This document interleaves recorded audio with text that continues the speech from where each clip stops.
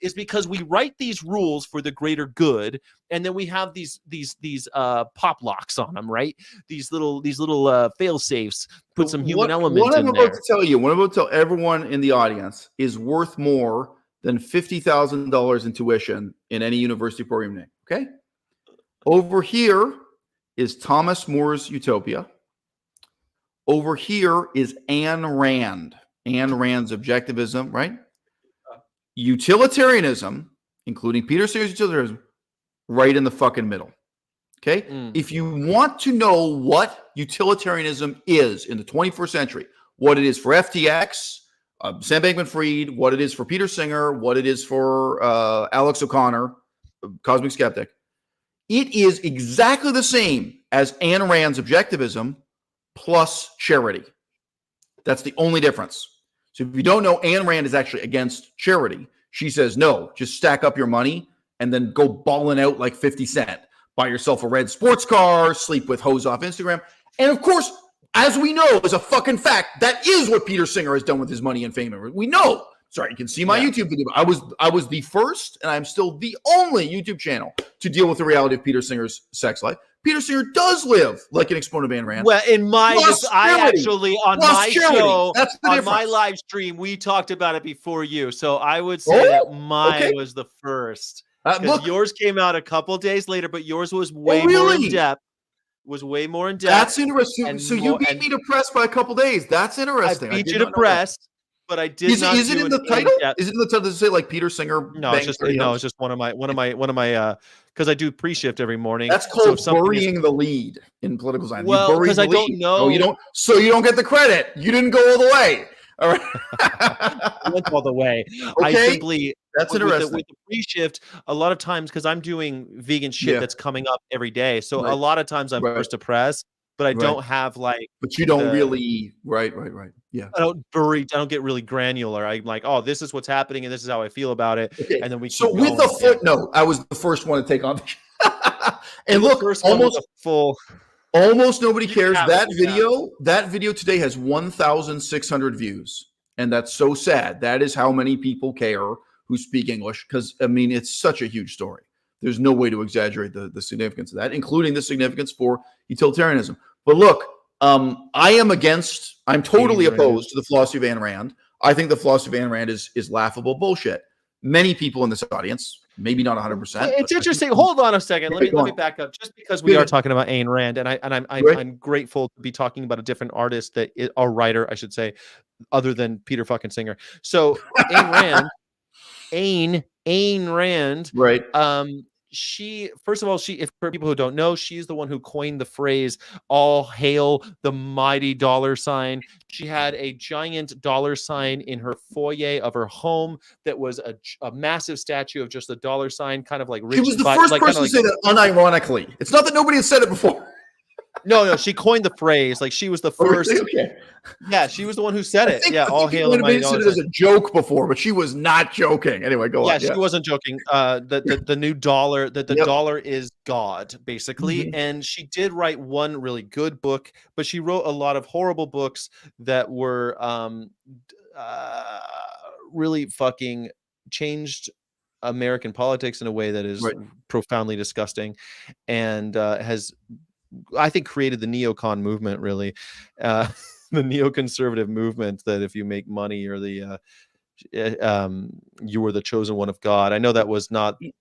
Her work has been influential. I wouldn't say it was that influential. I would point out that Alan Greenspan. So if you're old enough, everyone knows the name Alan Greenspan. If you're young enough, you've never heard of Alan Greenspan. But Alan Greenspan was one of the most powerful and influential people in American politics. And he was very literally a disciple of Ayn Rand.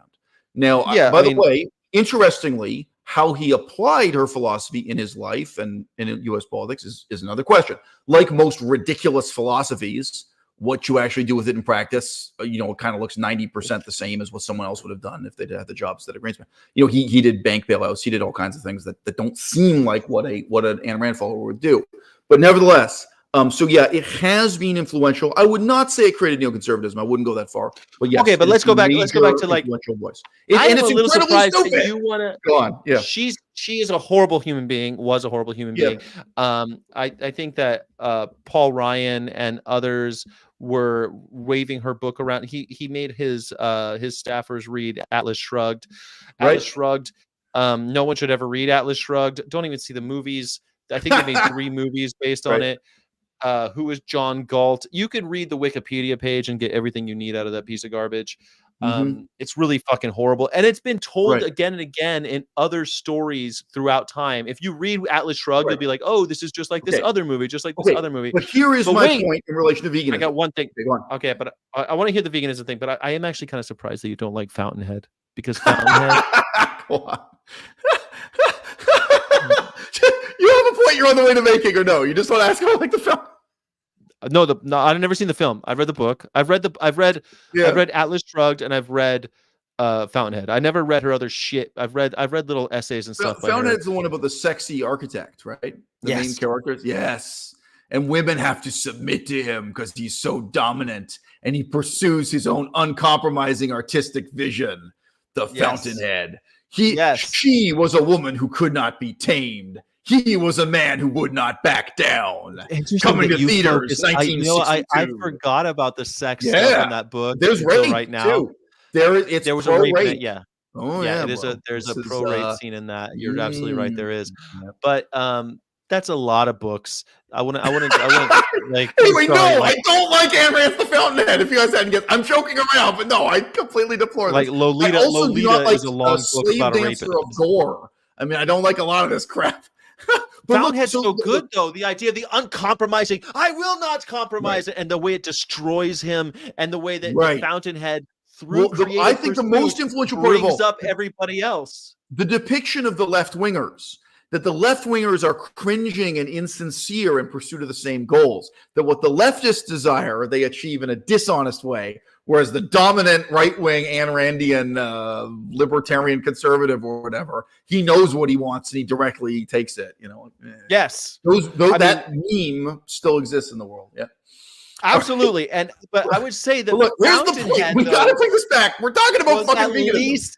Yes, I want to get back to the veganism, but Fountainhead was at least a well-written, good book that actually had a message about creativity and creative pursuits that isn't unlike what you are suggesting. He is flattering me by comparing to Ayn Rand. I was saying that Ayn Rand. Well, look, politics makes strange bedfellows. Another comparison is my approach to Rastafarianism. This may sound silly, but look at what Bob Marley accomplished. Now, really, Bob Marley really got a political message out to the world, to millions of people and so on. Now, okay, what do I have in common with Bob Marley? Nothing. But no, I think Bob Marley is a significant precedent, that way too. Yeah. All right. So look, because he didn't like soap or medicine, by the way. He was part of that crowd. So yeah. He refused to get surgery done on his cancer, and therefore he died. Refused to fucking wash his foot after he hurt it in the soccer. Like all sorts of things that he wouldn't seek medical attention. The total number of children he had remains unknown too. The number of women he impregnated is so astronomical. Nobody knows how many kids he has. All right, so back to veganism and Ayn Rand. Right. So yeah. Who in their right mind would say the model for the future of the vegan movement is Ayn Rand and Ayn Rand objectivism and the shit? Nobody would say that. Nobody. So why has it been so easy? So Ayn Rand is over here. Thomas More's Utopia is here. Thomas More's Utopia really is the beginning, or the first extant. I mean, there probably were other philosophers who've been forgotten, but this is really the beginning of this movement in English language philosophy. It's part of the redefinition of the modern world. And then we get to utilitarianism, and then Ayn Rand. You have to be mentally disabled to say Ayn Rand is the future of the vegan movement. So why has it been so easy to convince people that utilitarianism is the future? Because, again, utilitarianism is basically Ayn Rand plus one, and Ayn Rand's philosophy is basically utilitarianism minus one. The only difference is the role of charity. Because what Peter Singer has to say to you is go out and live like 50 Cent, live like the former CEO of Microsoft, Bill Gates. Get rich or die trying, but give away all your money for the greater good. That's right. So it's Bill Gates, 50 Cent, ballin' millionaire crap. I mean, it's just so ludicrous. Yeah, bro, the future of Cambodia is millionaires in yachts. Totally.